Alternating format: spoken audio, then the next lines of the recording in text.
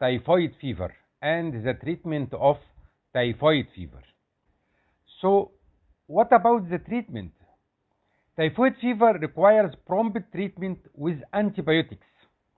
If typhoid fever is diagnosed early, the infection is likely to be mild and can usually be treated at home with 7 to 14 days course of antibiotic tablets. More severe cases usually require admission to hospital, so antibiotic injection can be given. With prompt antibiotic treatment, most people will start to feel better within few days, and the serious complications are very rare.